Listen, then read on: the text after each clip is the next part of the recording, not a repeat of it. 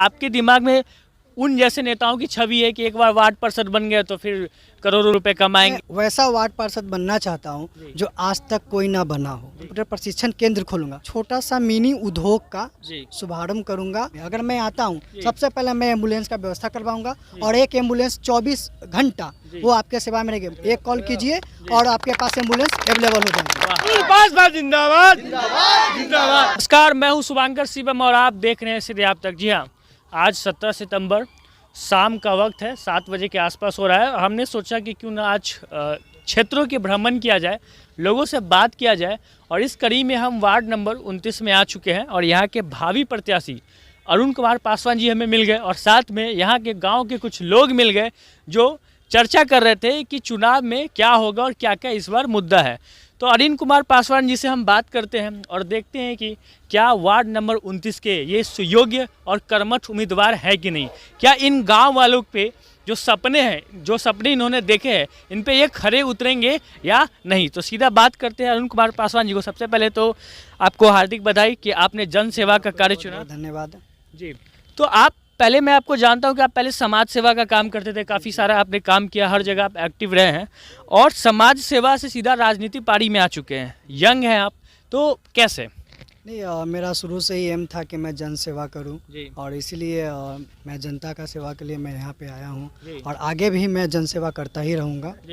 और मैं ये भी चीज़ देखा है और बचपन से ही देखते आ रहा हूँ कि बहुत सारे बगल के ही गांव में है, बगल के वार्ड में ही है कि बहुत सारी समस्या थी जो कि आज तक सॉल्व नहीं हुई है। आप अपने क्षेत्र तो आप पूरा घूम चुके ही हैं, तो आप अपने क्षेत्र की ऐसी समस्या को बताइए जो अब तक निदान नहीं हो पाया। जी, बहुत सारी समस्या है, जल का है, नल का है, सब तो आप लोग दिख ही रहे हैं, घूम ही रहे हैं, सब जगह जा ही रहे हैं। जो कि नाला की समस्या है, बिजली की समस्या है, पानी की समस्या है जो हमेशा हाजीपुर में होती ही आ रही है।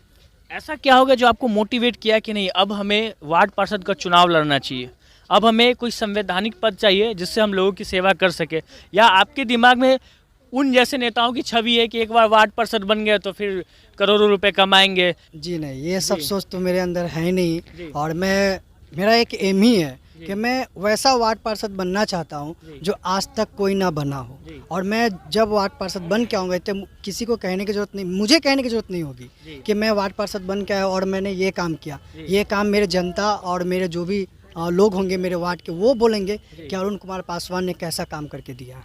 आप खुद मोटिवेट थे या आपको जनता ने सपोर्ट किया? आप जीत पाएंगे क्योंकि आप नए खिलाड़ी और आपके विरोधी में अच्छे अच्छे खिलाड़ी जो कई वर्षों से जीतते आ रहे हैं।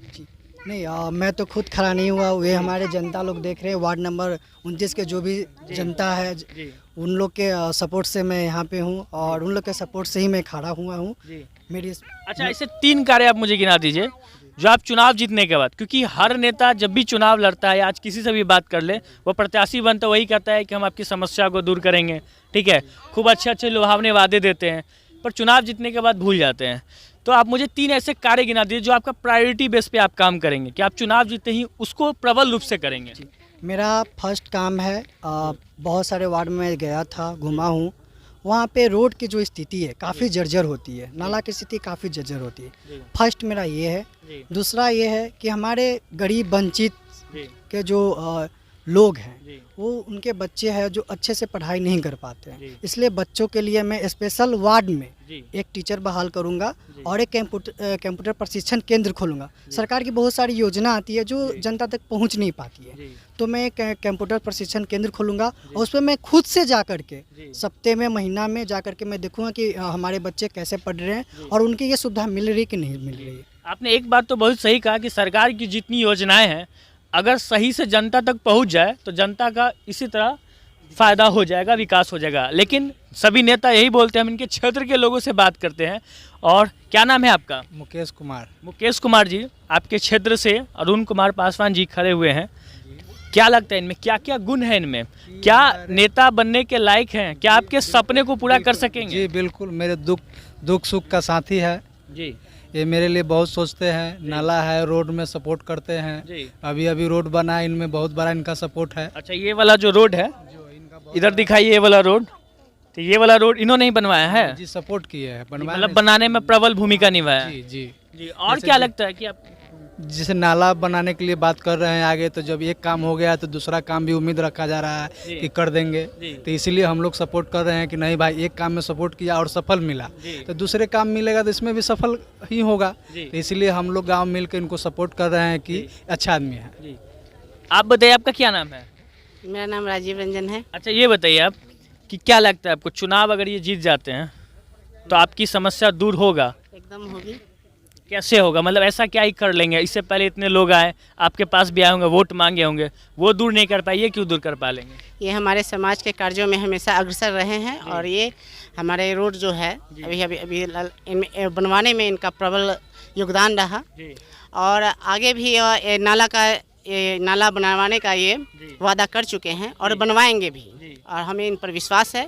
और ये हमारे भावी उम्मीदवार, इन पर मुझे पूरा भरोसा है। अभी क्षेत्र की क्या क्या और समस्या है जिन पे नए वार्ड पार्षद को काम करने की जरूरत है? यहाँ एक कूड़ादान नहीं है, कूड़ा कचरा जो फेंकने के लिए केवल बोर्ड लगा दिया गया है वो नहीं है। तो इनके जरिए हो जाए, कहीं 3 चाहिए, क्योंकि आप आए होंगे तो उधर से देखेंगे कूड़ा कचरा बहुत फैला हुआ है। सबसे पहले कूड़ा कचरा हट जाएगा तो गंदगी हटेगा तो बीमारी घटेगा, ये समस्या है। और क्या उम्मीद है अपने नेता से? बहुत सारा उम्मीद है, जीत जाएंगे तो जैसे हम लोग का पर्सनली काम होता है गांव का, वो कहने में इनको मतलब हम लोग का गांव कहें तो तुरंत जाएंगे और बोले सुविधा होगा जी। और ये वार्ड की जो चुनाव होता है वो इसलिए ही बनाया जाता है कि हर गांव या हर घर तक उसका अपना आदमी हो जो उसकी बात को रख सके। एक और व्यक्ति, हम इनसे भी बात करते हैं। क्या नाम है आपका? जी संजीत कुमार। संजीत कुमार, क्या करते हैं आप? हम आइसक्रीम कंपनी में सुपरवाइजर हैं। जी, क्या लगता है आपको, अरुण कुमार पासवान जी जीतेंगे? जी हाँ, जीतेंगे। के साथ जनता का सपोर्ट है? ऐसा क्या खास बात है कि अरुण कुमार पासवान जी जीतेंगे? हाँ, देखिए इनमें वो खासियत है कि सिर्फ ये एक व्यक्ति एक का नहीं है, वो पूरे समाज का है। हर जो जाति व्यक्ति हैं वो सभी का है, सभी लेकर के चलते हैं इनको और सभी को साथ ही रहते हैं। जो भी समस्याएं हमारे समाज में है, इन्होंने समस्या को ख़त्म करने की कोशिश किया है हमारे सामने में, और ये आगे बढ़ के बहुत अच्छा काम करने वाले। सबसे बड़ी बात ये है जो बच्चों के पढ़ाई के बारे में जो विशेष ये बताए हैं, इस पर फोकस करेंगे। और जनता का जो भी समस्याएं हैं इनको हमने रखा है, जिस पर काफ़ी ये हद तक काम कर चुके हैं।